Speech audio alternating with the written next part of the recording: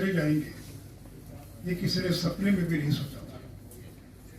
और ये हमारी पार्टी का दुर्भाग्य है कि सत्येंद्र कुशवाहा जी बहुत कम उम्र में चले गए, सूरज जी चले गए। और देखिए, नेता कोई अपने आप रातों रात नहीं बनता, एक लंबा समय लगता तब जाकर समाज में उसका स्थान बनता है। तो सूरज जी ने धीरे धीरे बिहार के अंदर अपने एक स्थान बना लिया था। ये कोई कुशवाहा नेता के नाते केवल नहीं, भारतीय जनता पार्टी के एक स्थापित नेता के नाते, जिनको बिहार का हर एक जिला जानता है, पहचानता है, ऐसी कि उन्होंने एक पहचान बना ली थी। दूसरे मित्रों, और जैसा मेरे पूर्व के लोगों ने बताया कि सम्राट अशोक की जयंती, मुझे याद है कि एक विवाद हो गया केवल बिहार में नहीं, अखिल भारतीय स्तर पर, कि सम्राट अशोक तो हुए थे कितना 2000 साल पहले, कितना 1000 साल पहले, 23।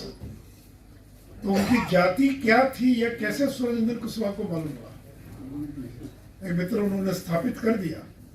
और ठीक कहा लोगों ने कि सम्राट अशोक की जब जयंती मनाना प्रारंभ किया तो होड़ मच गई सभी राजनीतिक दलों में। और आज सम्राट अशोक की जयंती पर बिहार सरकार भी छुट्टी देती है और सभी दल के लोग उनकी जयंती मना रहे हैं। और उन्होंने स्थापित कर दिया कि कुशवाहा समाज से आते थे। इसलिए मित्रों, ये कोई सामान्य बात नहीं है। और मित्रों, चुनाव के तो वो एक्सपर्ट हो गए थे। कोई चुनाव हो तो सूरजेंद्र कुशवाहा की सबसे ज्यादा मांग होती थी, हमारे यहाँ भेज दीजिए, हमारे यहाँ भेज दीजिए। और इसलिए जो चुनाव के अंदर को जो महारत हासिल हुई थी, तो जब हम 2010 में जब हम 91 विधानसभा की सीट जीते थे भारतीय जनता पार्टी, उस 91 सीटों को जिताने में सूरज जी की बहुत बड़ी भूमिका रही थी। और मित्रों, जब मैं चुनाव की चर्चा करता हूँ तो मुझे याद आता है कि सूरज जी के जमाने में चुनाव लड़ना कितना कठिन काम था। यानी चुनाव लड़ना किसी युद्ध से कम नहीं था। पता नहीं कितने लोग मारे जाएंगे, बम विस्फोट होगा, कितना बूथ कैप्चरिंग होगा। लेकिन मित्रों, बिहार कैसा बदला है। और 15 साल हम लोग सरकार में थे, जिस सरकार में आज रेणु जी और तारकिशोर जी उप मुख्यमंत्री। इस विधानसभा के चुनाव में एक भी पुनर्मतदान नहीं हुआ, एक भी पुनर्मतदान नहीं हुआ। ये तो मैं आपको याद कराना चाहूंगा, कोई ऐसी विधानसभा नहीं थी कि 10-20 मतदान केंद्रों पर रीपोल नहीं होता था। 1995 का जो विधानसभा चुनाव हुआ था, उसमें बिहार के अंदर 1668 बूथों पर पुनर्मतदान हुआ था। और ये वही बिहार था जहां पटना संसदीय क्षेत्र का पूरा चुनाव रद्द कर दिया गया, पूर्णिया का चुनाव रद्द कर दिया गया। और लालू जी चुनाव लड़े थे छपरा से, छपरा का पूरा लोकसभा का मतदान रद्द कर दिया गया। यह है बदलाव, यह है परिवर्तन जो लोगों ने सरकार में रहकर दिखलाया कि 2015 में एक भी रीपोल नहीं हुआ। और मित्रों, हम बहुत जल्दी भूल जाते हैं पुरानी बातों को। 1990 से लेकर 2004 के बीच में बिहार में 9 चुनाव हुआ, लोकसभा का, विधानसभा का, पंचायत का। और आपको मालूम है कितने लोग मारे गए? इन 9 चुनाव में कुल मिलाकर 641 लोग ये चुनावी हिंसा में मारे गए। कोई ऐसा चुनाव नहीं था जहां पर 25-50 लोग और चुनाव के दिन मारे नहीं जाते थे। 2000 के अंदर जब बिहार झारखंड एक था, तो 2000 के चुनाव में 39 जगह पुलिस को फायरिंग करनी पड़ी, या एक दल के लोगों ने दूसरे दल के लोगों पर फायरिंग कर दिया। और 61 लोग मारे गए थे एक केवल 2000 के चुनाव में। मैं इस बात को इसलिए याद करा रहा हूं कि आज जो बिहार में सरकार चल रही है, भाजपा जदयू की सरकार, तो ये बदलाव यूं ही नहीं आया। कितना बड़ा बदलाव है कि हम पीछे मुड़कर देखें तब ध्यान में आएगा। और बिहार के अंदर जब पंचायत का चुनाव हुआ था, उस पंचायत के चुनाव में 196 लोग मारे गए थे, 196।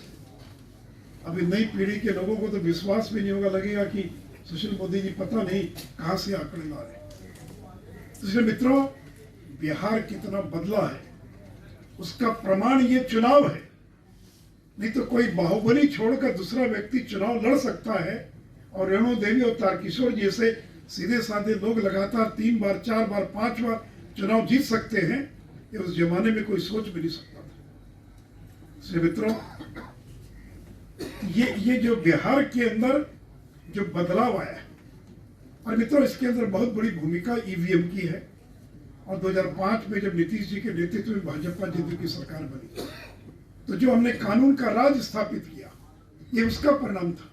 तो बूथ लूटने वाले लोगों को लगा कि अब तो बैलेट पेपर से चुनाव नहीं होगा, तो बैलेट पेपर कैसे लूटेंगे, गरीबों को वोट कैसे छीनेंगे।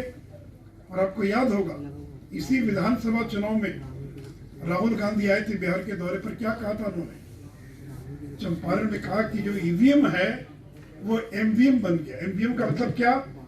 मोदी वोटिंग मशीन, यानी नरेंद्र मोदी की वोटिंग मशीन। उनको पहले से अंदेशा था कि हार होने वाली है, तो पहले ही राहुल गांधी का बयान आ गया कि बिहार में ईवीएम जो है ये एमवीएम में बदल गया, यानी मोदी वोटिंग मशीन के अंदर बदल गया। अब मित्रों, आप चुनाव जीत जाए तो लोग तो कहेंगे कि निष्पक्ष चुनाव हुआ, और हार गए तो कहेंगे धांधली हुई।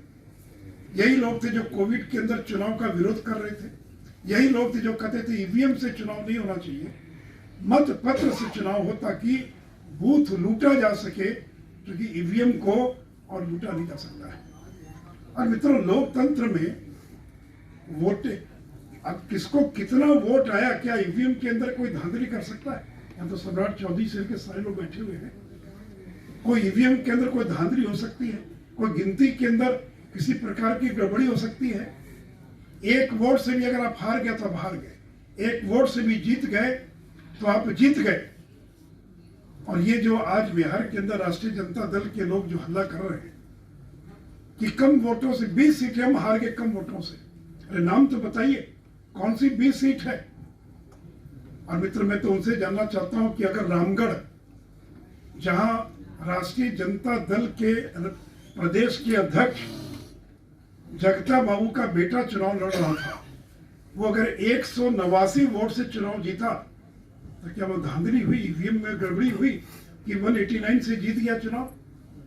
अगर मटिहानी में अगर 333 वोटों से जीत हुई, डिहरी में अगर बीजेपी के आरजेडी से 464 वोटों से हमारा उम्मीदवार चुनाव हार गया, या कुर्नी में 712 वोट से हम चुनाव हार गए, या बखरी में भारतीय जनता पार्टी सीपीआई से 777 वोटों से चुनाव हार गई, तो हमने तो नहीं कहा कि धांधली हुई, ये तो कुर्नी में इतने कम वोटों से हम चुनाव हार गए।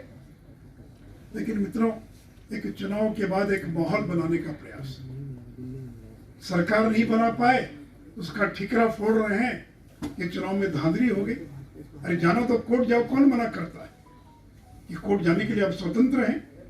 और चुनाव आयोग का बयान है कि 11 सीटों पर 1000 से कम का फासला था। ये कोई पहली बार नहीं, हर बार चुनाव में होता है। 11 सीटें थी जिसमें 1000 से कम का फासला था, जिसमें जेडीयू जीती 4, आरजेडी जीती 3, सीपीआई जीती 1, बीजेपी जीती 1, एक निर्दलीय जीता और एक लोक जनशक्ति पार्टी का जीता।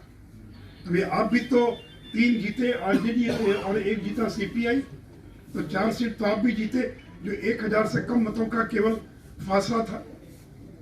तो इसलिए मित्रों, इस प्रकार की अभी एक और बात कही जा रही है, माने झूठ और झूठ का कोई खंडन नहीं करता है।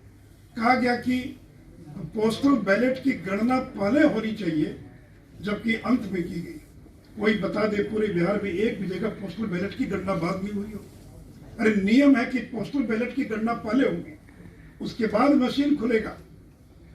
लेकिन एक राष्ट्रीय जनता दल की ओर से प्रचार कर दिया गया, बयान आज भी आता है कि पोस्टल बैलेट की गणना पहले होनी चाहिए थी और उसकी गणना जो है और बाद में कर दी गई।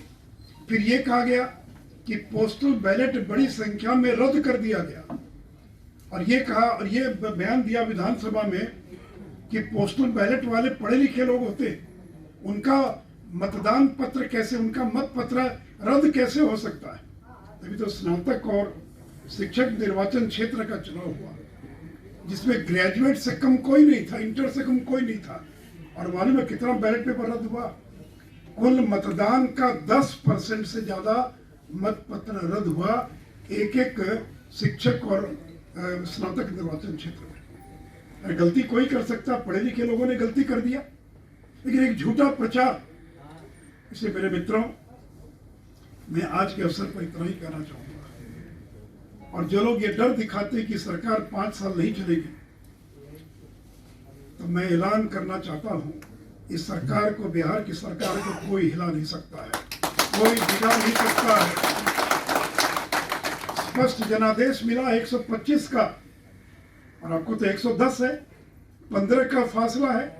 आपको अगर 122 मिल गया होता तो आप बनते मुख्यमंत्री, आपकी सरकार होती। इसलिए कोई मध्यावधि चुनाव नहीं, 5 साल तक सरकार चलेगी भाजपा जदयू गठबंधन की सरकार को, और कोई उसका बाल भी बांका नहीं कर सकता है। और मित्रों, ये जो सरकार है बिहार की सरकार, और ठीक ही कहा, अभी मंगल जी कह रहे थे कि इच्छा के विपरीत भी निर्णय हो तो भी पार्टी में रहकर काम करना। तो बीजेपी के बारे में कहते हैं ये 1 वे ट्रैफिक है, यहाँ पर आ सकते हैं, यहाँ से जा नहीं सकते, ये 1 वे ट्रैफिक है। एक बार जो बीजेपी में आ गया, वो बीजेपी को छोड़कर अगर चला भी गया तो वो कभी भी चैन से नहीं रह सकता है, उसकी आत्मा भारतीय जनता पार्टी में बसती है। तो मित्रों, ये जो भारतीय जनता पार्टी है, ये हमारी माँ के समान है, और कोई परिस्थिति आ जाए, माँ का बाल बांका नहीं का हो सकता है। ये भारतीय जनता पार्टी, कोई परिस्थिति आ जाए, हमारा कोई भी ऐसा कदम नहीं होना चाहिए जिससे भारतीय जनता पार्टी कमजोर हो, भारतीय जनता पार्टी का नुकसान हो। और जब तक हम लोग जिंदा रहेंगे, इस पार्टी को कमजोर नहीं होने देंगे। और इतना ही नहीं मित्रों, जो बिहार की सरकार है, मेरी तो आत्मा इस सरकार में बसती, भले मैं सरकार में नहीं हूं, लेकिन ये जो सरकार है बिहार की सरकार, मेरी आत्मा इस सरकार में, इसलिए इस सरकार को न कोई डिगा सकता, न कोई हिला सकता है। और बिहार की सरकार को चलाने में और सफलतापूर्वक चलाने में एक एक हमारे कार्यकर्ता का, मेरा व्यक्तिगत तौर पर, और जो भी सहयोग होगा, जो भी समर्थन होगा, हम लोग पूरे तौर पर करेंगे।